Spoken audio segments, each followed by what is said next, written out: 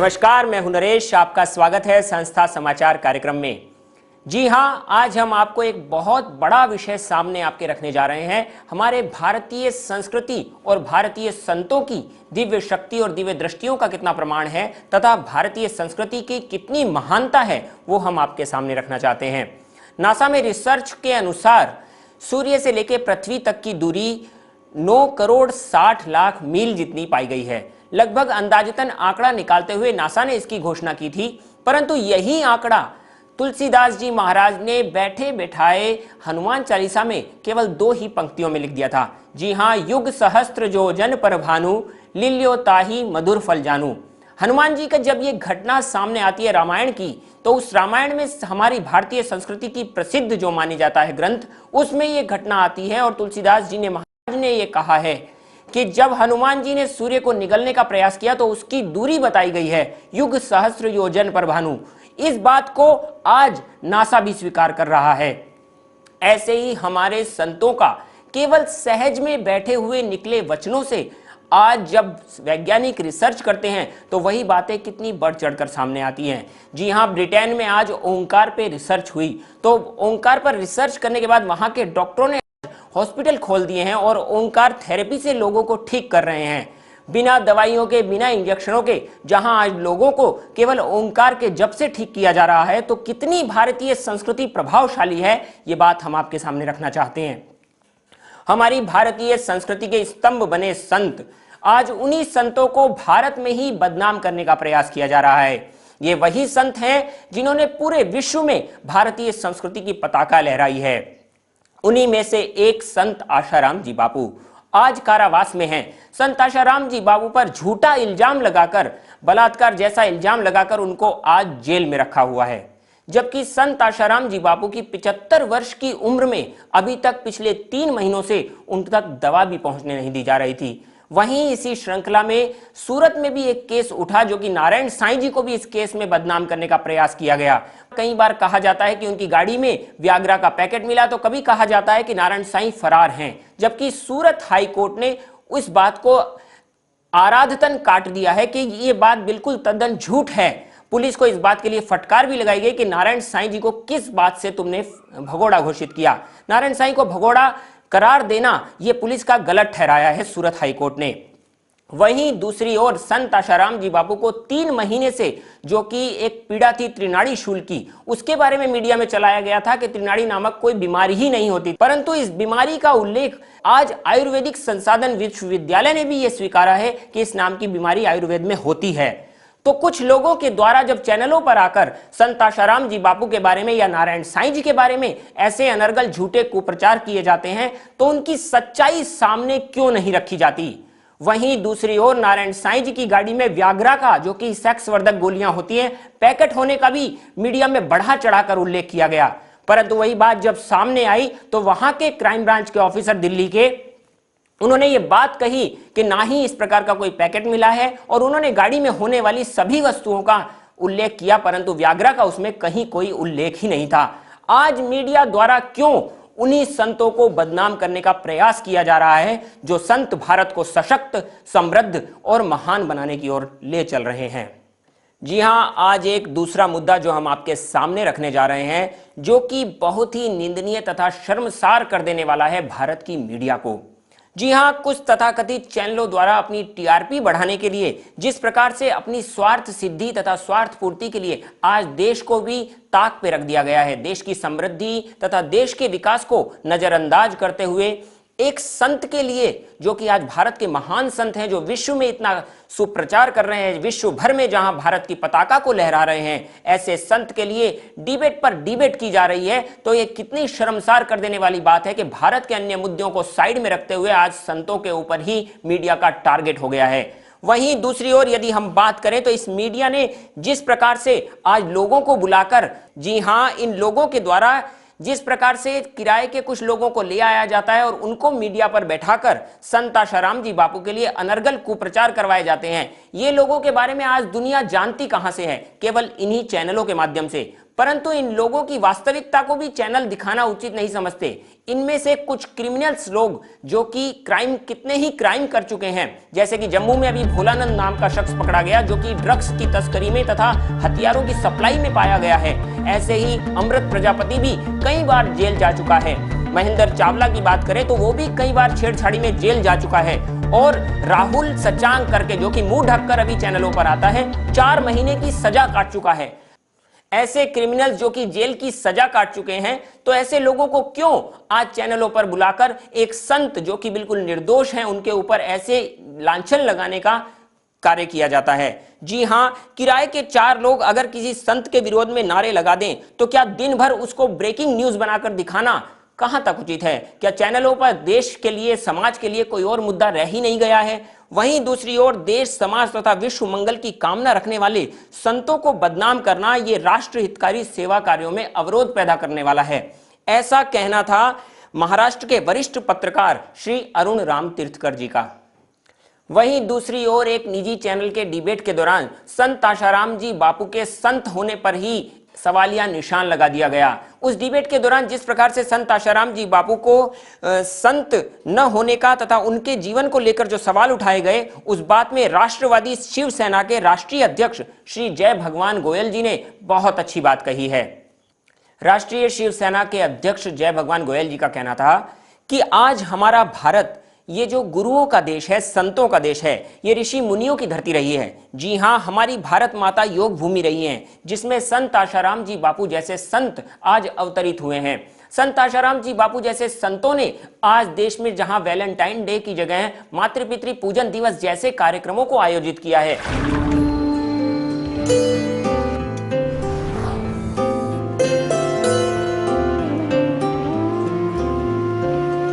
14 फरवरी यानी प्रेम दिवस। प्रेम तो पवित्र होता है, लेकिन आज के युवाओं को वैलेंटाइन डे के नाम पर गुमराह किया जा रहा है। स्कूल कॉलेज में पढ़ने वाले लड़के लड़कियां एक दूसरे से मजा मस्ती करें तो उनका और ऐसे देशों का भविष्य किस दिशा में जाएगा। पूज्य बापूजी ने समाज से इस गंदगी को निकालने के लिए एक नई पहल की और असली प्रेम की पहचान करवाई मातृ पितृ पूजन दिवस के रूप में। वैलेंटाइन डे 14 फरवरी। छोरा छोरी को फूल दे और मैं तुझे प्यार करता हूँ, छोरी छोरे को फूल दे मैं तुझे प्यार करती हूँ, सत्यानाश हो जाता है। छोरा छोरी को फूल दे के प्यार के बहाने एक दूसरे को मैं बोल नहीं सकता हूँ, ऐसी गंदी हरकतें करके खाली हो जाते हैं, फिर याद नहीं रहता, मार कच्छे नहीं आते और माँ बाप भला चाहते हैं, उन माँ बाप को काटने को आ जाते छोरा छोरी। तो वैलेंटाइन डे ये करके पाश्चात्य गंदगी हमारे हिंदुस्तान को तोड़ रही है। तो मैं उनका विरोध नहीं करता हूँ, लेकिन मैं उनका भी भला चाहता हूँ कि वैलेंटाइन डे के बदले 14 फरवरी को मातृ पितृ पूजन दिवस मनाओ। गणेश जी ने माँ बाप का पूजन किया था और माँ बाप ने गणेश जी के ललाट पर स्पर्श करके त्रिलोचन बना दिया। शिव जी कहते हैं मैं तो महादेव, लेकिन तुम महादेव के भी आदि देव हो जाओगे बेटे। तो हर माँ बाप चाहता है कि हमारा बेटा ऊंचा हो। बाप से बेटा सवाया, तो बाप से बेटा सवाया होता है तो बाप राजी होता है, गुरु से शिष्य सवाया होता है तो गुरु राजी होता है। तो अपने बेटी बेटे अच्छे बने, इसलिए बच्चों को सिखाओ कि कन्या किसी छोरे को मित्र मत बनाओ, छोरा तो किसी छोरी को मित्र मत बनाओ, अपना अंतर्यामी प्रभु को मित्र बनाओ। छोरे छोरे के दोस्त हों, छोरियां छोरिया की सहेलियां हों, छोरी छोरे की सहेली बन जाए, छोरा छोरी का सहेला बन जाए, ये बर्बादी है। भविष्य उज्जवल नहीं है उन छोरे छोरियों का। जब तक कुंवारे हैं तो लड़के लड़कों की दोस्ती और कन्याएं कन्याएं की दोस्ती। लड़का लड़की को दोस्त बनावे, लड़की लड़के को दोस्त बनाए, ये पाश्चात्य उच्छृंखलता की गंदगी हमारे देश को तबाही कर रही। लड़की किसी को कहे आई लव यू, ये तो राक्षसी विद्या से भी बदतर है और पाश्चात्य फिल्में ये सिखाती आई लव यू। तो मैं उनका विरोध तो क्या करूँगा, क्यों शक्ति गंवाऊं। लेकिन मैंने खोज लिया कि माँ बाप का आदर करने वाले बेटा जब माँ बाप को आदर से नवाजते तो माँ बाप का खुशी का कोई पार नहीं रहता। ऐसे ही माँ बाप बच्चों पर रहम दिल होते, और बच्चे अगर आदर सत्कार करते हैं तो माँ बाप न चाहे तो भी उनके अंतरात्मा का आशीर्वाद बरस पड़ता है। बापूजी की इस पहल के चलते छत्तीसगढ़ सरकार ने राज्य के सभी स्कूल कॉलेजों में इस तरह माता पिता के पूजन दिवस मनाने को अनिवार्य कर दिया, और साथ ही देश की दूसरी सरकारों के सामने भी एक सुंदर उदाहरण रखा कि बापूजी की मातृ पितृ पूजन दिवस मनाने की प्रेरणा से सभी उन्नत हो। 14 फरवरी के लिए परम पूज्य बापूजी का एक पूरे देशव्यापी आह्वान कि हम उसको मातृपितृ दिवस, माँ बाप की पूजा करके अर्चना करके उसको उस रूप में मनाएं, पूरे छत्तीसगढ़, पूरा देश। और बृजमोहन जी कह रहे हैं कि स्कूलों में भी हम ये निर्देश जारी कर देंगे कि बच्चे अपने माँ बाप से ही आशीर्वाद लें, इससे बड़ा आशीर्वाद और क्या होगा। और ये निर्देश जारी स्कूल शिक्षा विभाग की तरफ से और बाकी जारी होगा। तो मैं तो दर्शन के लिए आया था आप सबकी तरह, और बहुत अच्छा आज काफी मार्गदर्शन मिला। इतना ही नहीं, बाग बगीचों में जो कुछ इस तरह की हरकतें करते मिले, उन्हें फिर इस वैलेंटाइन डे का जबरदस्त तोहफा भी कुछ इस तरीके से मिला। आइए देखते हैं कैसे पूज्य बापूजी की प्रेरणा से माता पिता के पूजन का ये पर्व मनाया जाता है। पूजन करूं मैं माता पिता का, पूजन करूं मैं माता पिता का, निज संस्कृति अपनाऊं मैं, गुरुवर के संकेत पे चलकर जीवन सफल बनाऊं मैं, गुरुवर के संकेत पे चलकर जीवन सफल बनाऊं मैं।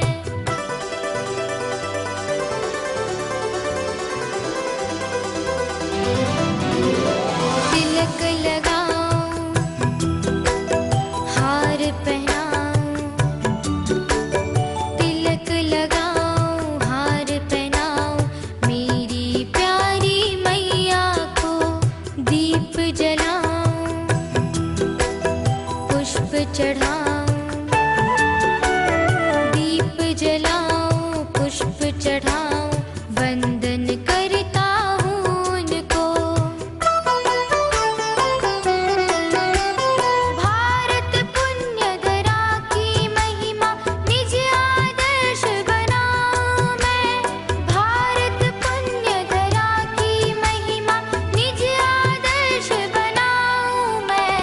पूजन करूं मैं माता पिता का, निज संस्कृति अपनाऊं मैं, गुरुवर के संकेत पे चलकर जीवन सफल बनाऊं मैं।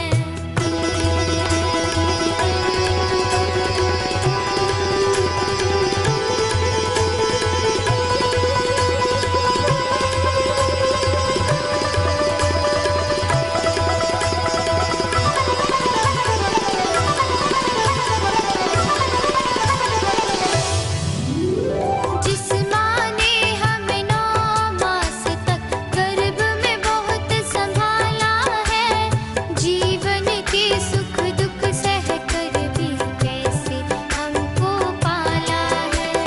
माता पिता गुरु चरणों में ही मेरे चारों धाम है, माता पिता गुरु चरणों में ही मेरे चारों धाम है।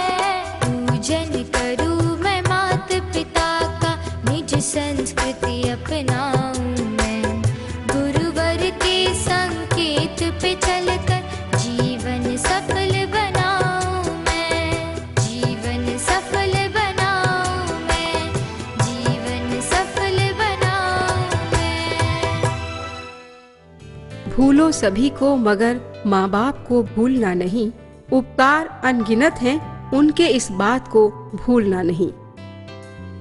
आंखों को नम और दिलों को सच्चे प्रेम से भाव विभोर करने वाले इस मातृ पितृ पूजन दिवस को पूज्य बापूजी ने विश्वव्यापी करने का ब्रह्म संकल्प किया। समाज, देश और विश्व समुदाय के साथ साथ सूक्ष्म जगत में भी इस ब्रह्म संकल्प को फैला दिया।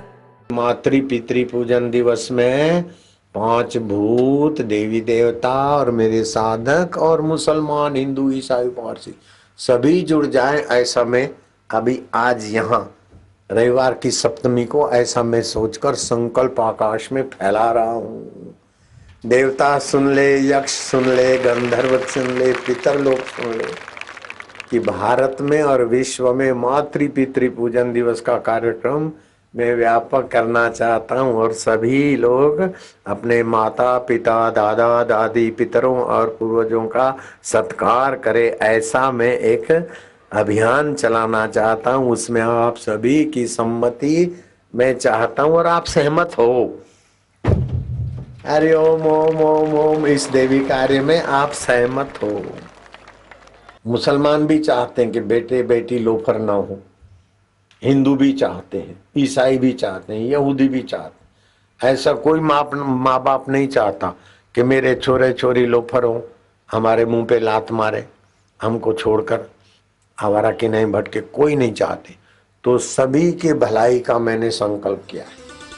हम सब भी पास पड़ोस में, गांव मोहल्ले में 14 फरवरी का दिन इस सुंदर तरीके से मनाएं और साथ साथ इस मातृ पितृ पूजन दिवस साहित्य के जरिए दूसरों तक भी ये संदेश पहुंचाएं।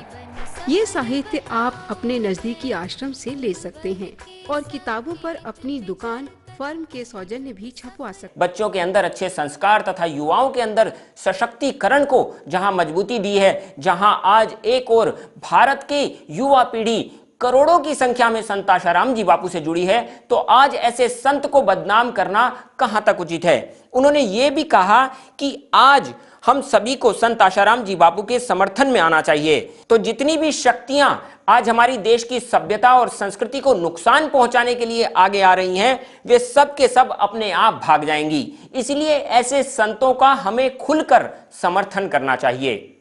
जी हाँ, ये एक सामान्य गणित है, चाहे इंजीनियर हो या डॉक्टर हो या फिर कोई राजनेता ही क्यों ना हो।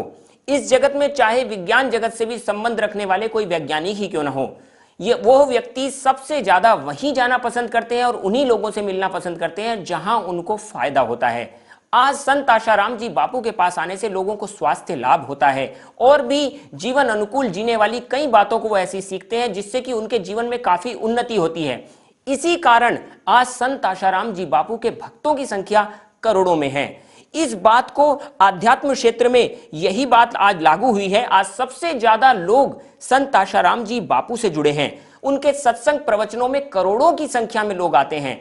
तो आज संत आशाराम जी बापू को भरचक जो बदनाम करने का प्रयास किया जा रहा है, उस बारे में भी तथा ऐसी भीड़ को देखकर जो कि राजनीतिक पार्टी के जो अध्यक्ष हैं राजनाथ सिंह जी ने उनका इस बात का पूरा समर्थन करते हुए किस प्रकार से जनता के सामने ये बात कही, वो भी आप देख सकते हैं। मैं जानता हूं इस सच्चाई को, चाहे इस भारत का कोई सीएम क्यों न हो, चाहे भारत का कोई पीएम क्यों न हो, पूरी पार्टी के द्वारा यदि उनकी कोई सार्वजनिक सभा आयोजित करनी हो, तब भी इतना बड़ा जनसमूह इकट्ठा नहीं किया जा सकता जितना बड़ा जनसमूह आज परम पूज्य आशाराम बापू के दर्शन के लिए यहाँ पर अपनी आंखों के सामने देख रहा हूँ।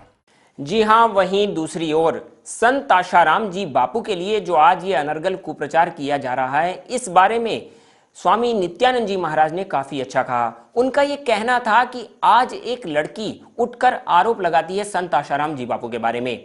वो लड़की की बलात्कार की पुष्टि ना ही मेडिकल में होती है और ना ही उस लड़की के शरीर पर कहीं भी कोई ऐसे निशान पाए जाते हैं, और वो लड़की के केवल तथाकथित छेड़छाड़ के मामले में संत आशाराम जी बापू को आज जेल में रख दिया गया है।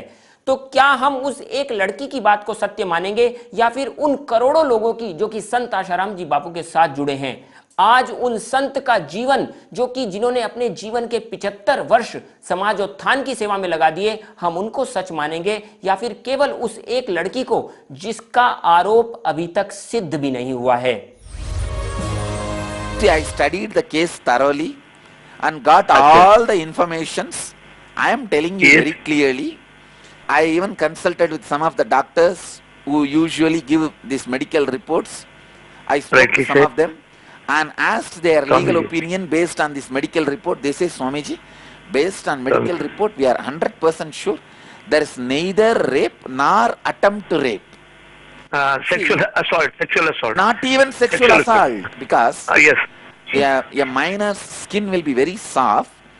If there is an assault, the mark will be there at least for next 3-4 days. They say no rape happened and no attempt to rape. Do you understand? You see, I'm listening to you. 13 years before, 12 years before, some incident happened, some lady comes and tells, will you believe that lady or a man who has given his whole life to the world? Whole life for that.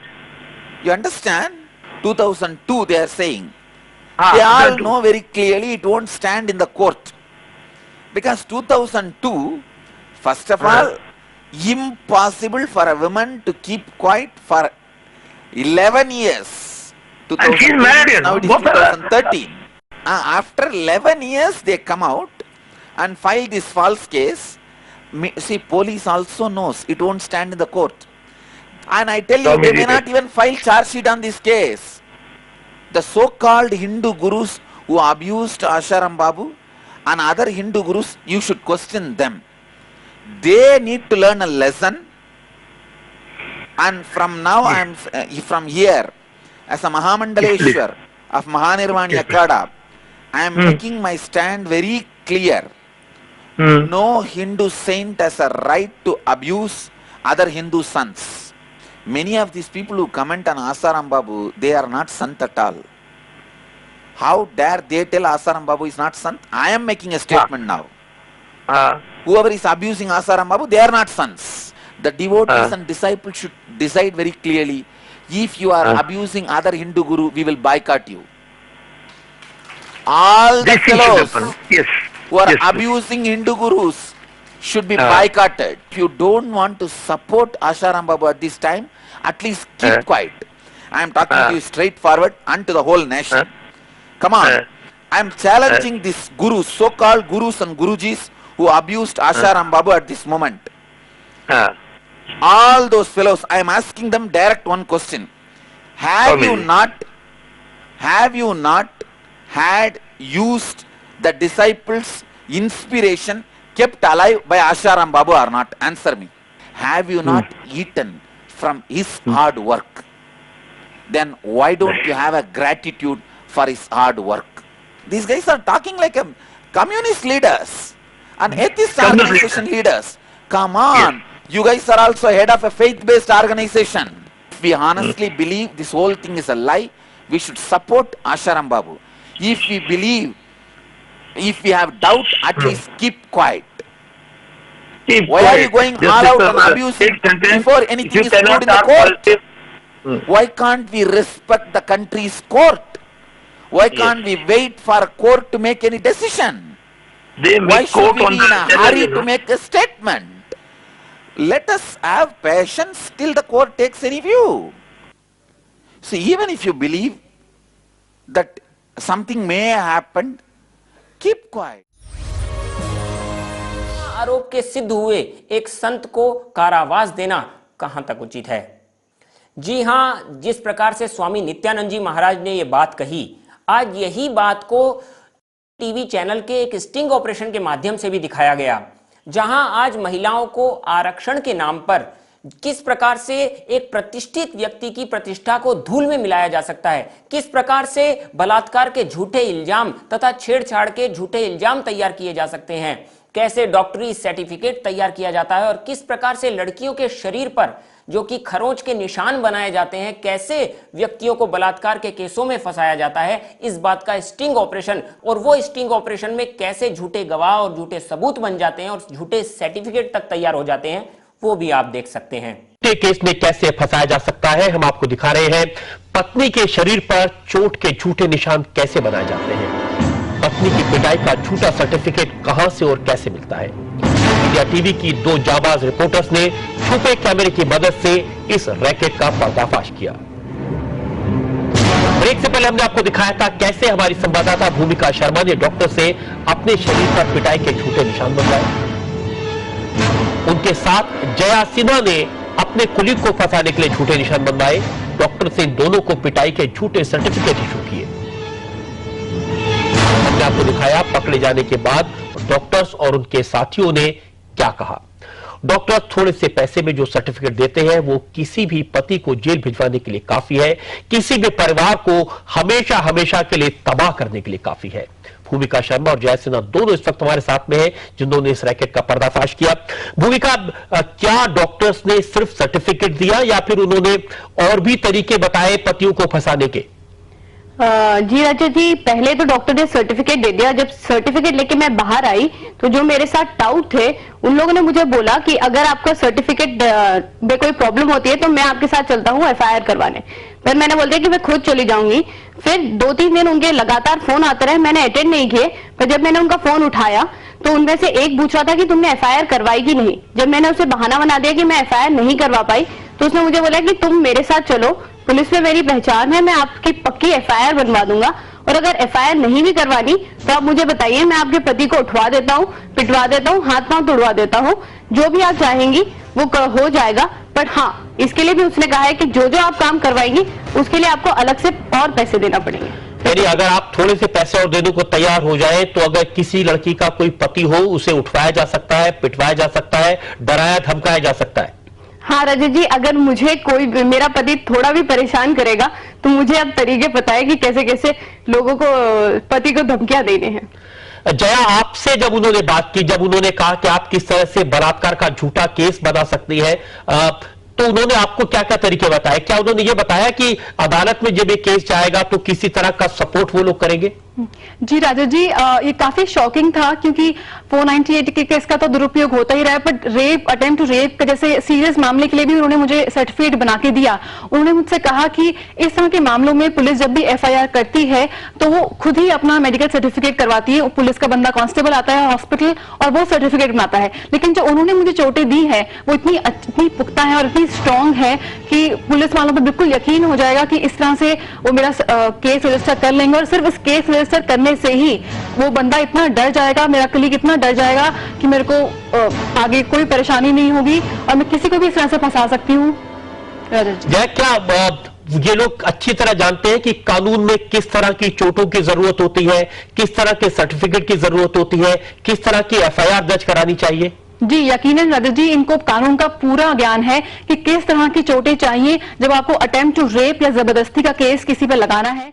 आज जहां आपने देखा कि किस प्रकार से एक TV के माध्यम से एक बहुत बड़ा खुलासा आज जनता के सामने आया, तो हम ये बात रखना चाहते हैं कि एक लड़की को पीड़िता बताकर किसी संत की छवि को धूमिल करने का प्रयास करना यह कहां तक उचित है। एक प्रतिष्ठित संत जो कि भारत को एक महान उन्नति प्रदान कर रहे हैं, भारत को विश्व में एक सशक्तिकरण दे रहे हैं, आज भारतीय संस्कृति को मजबूती दे रहे हैं, जहां पूरा विश्व आज भारत के संतों को मानने के लिए तैयार है, तो क्यों आज उन संतों को बदनाम करने का प्रयास किया जा रहा है? वहीं दूसरी ओर कहीं ऐसा तो नहीं यदि संत आशाराम जी बापू को फंसाने का प्रयास किया जा रहा हो। संत आशाराम जी बापू को जिस प्रकार से जेल में ले जाया गया केवल छेड़ाछाड़ी के मामले में, संत आशाराम जी बापू एक निर्दोष संत हैं। जैसे कि स्वामी नित्यानंद जी महाराज सीडी के प्रकरण में जेल में गए परंतु एकदम निर्दोष बाहर आए। स्वामी शंकराचार्य जी महाराज का तो अभी एकदम लेटेस्ट उदाहरण है कि उनके ऊपर 9 साल तक मुकदमा चला तथा कुछ महीने उनको जेल में भी रहना पड़ा, परंतु सारे गवाह और सारे जितने सबूत रखे गए वो सारे के सारे कोर्ट में झूठे पाए गए। ऐसे ही स्वामी केशवानंद जी महाराज की बात करें, जिनके गुरुकुल की एक छात्रा ने ही उन पर बलात्कार का इल्जाम लगाया था, परंतु वही छात्रा झूठी साबित हुई और यहां तक कि पैसे लेकर उन संत पर झूठे इल्जाम लगाने का प्रयास किया गया। क्या उन संतों के ऊपर इल्जाम लगाने वालों को सजा नहीं होनी चाहिए? क्या उन मीडिया ट्रायल दिखाने वालों को सजा नहीं होनी चाहिए? क्या उन डिबेट पे आने वाले लोगों को सजा नहीं होनी चाहिए जिन्होंने भरचक झूठे इल्जाम लगाकर संतों को बदनाम करने का प्रयास किया है? वहीं दूसरी ओर यदि संत आशाराम जी बापू ऐसे ही निर्दोष साबित होते हैं तो क्या उन लोगों को भी सजा दी जाएगी? ये आज जनता के सामने एक सवाल खड़ा हो गया है। जी हां, सच से जुड़ी खबरें हम आपको लगातार देते रहते हैं और हमारे इसी कार्यक्रम के माध्यम से हम लगातार वो नए खुलासे करते रहते हैं जो कि आज प्रसारण माध्यमों द्वारा नहीं दिखाए जा रहे, या फिर जनता को जो गुमराह करने का प्रयास किया जा रहा है उसके बारे में जो सच्चाइयां हैं वो हम इस कार्यक्रम के माध्यम से आपके सामने रखते हैं। हमारा ये संस्था समाचार कार्यक्रम तथा सच से जुड़ी जो भी खबरें हैं इसको देखने के लिए आप देख सकते हैं www.ashram.org/live पर भी। जी हां, इस कार्यक्रम से संबंधित आपके सुझाव भी आमंत्रित हैं। आप हमें अपने सुझाव भेज सकते हैं मंगलमय संस्था समाचार@gmail.com पर। सच से जुड़ी खबरें लगातार हम आपको देते रहेंगे हमारे इसी कार्यक्रम संस्था समाचार में। तब तक के लिए हमें इजाजत दीजिए। नमस्कार।